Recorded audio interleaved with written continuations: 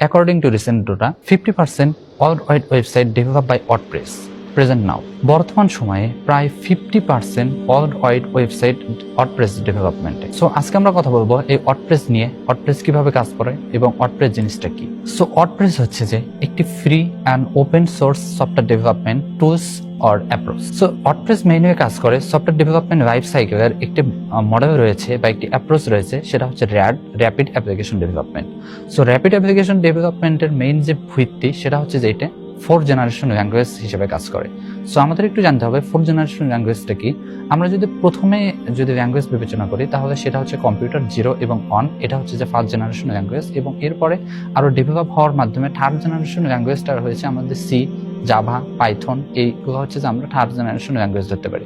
এবং 4th generation ল্যাঙ্গুয়েজটা হচ্ছে যে যেই একটা অ্যাপ্রোচ বা এমন একটা ল্যাঙ্গুয়েজ ব্যবস্থা যেখানে কোডিং করা ছাড়াও একটা ওয়েবসাইট বা একটা সফটওয়্যার বানায় ফেলা যায়, সেটাই মেইনলি হচ্ছে যে 4th জেনারেশন ল্যাঙ্গুয়েজ। সো এটা হচ্ছে যে র্যাপিড অ্যাপ্লিকেশন ডেভেলপমেন্ট অ্যাপ্রোচের একটা টুলস হচ্ছে যে ওয়ার্ডপ্রেস। সো ওয়ার্ডপ্রেসের মাধ্যমে আপনি যে কোনো একটি ওয়েবসাইট, কমপ্লিট একটি ওয়েবসাইট বানায় ফেলতে পারবেন কোনো ধরনের কোডিং ইউজ ছাড়াই। সো ওয়ার্ডপ্রেস অনেক পুরনো একটি টুলস, যার কারণে বর্তমানে প্রায় 50% ওয়েবসাইট এটার মাধ্যমে স্বয়ংসম্পূর্ণ, যেগুলো আমরা ওয়েবসাইট অনলাইনে দেখে থাকি। সো এর একটা মেইন কারণ হচ্ছে যে ওয়ার্ডপ্রেস এমন একটা সিস্টেম বা এমন একটা ব্যবস্থা যেখানে যে কেউ কোডিং নলেজ ছাড়া অথবা টেকনিক্যাল নলেজ ছাড়া বা কম্পিউটার নলেজ ছাড়াও একটা সফটওয়্যার ম্যানেজ করতে পারে জাস্ট কিছু টুলসের মাধ্যমে।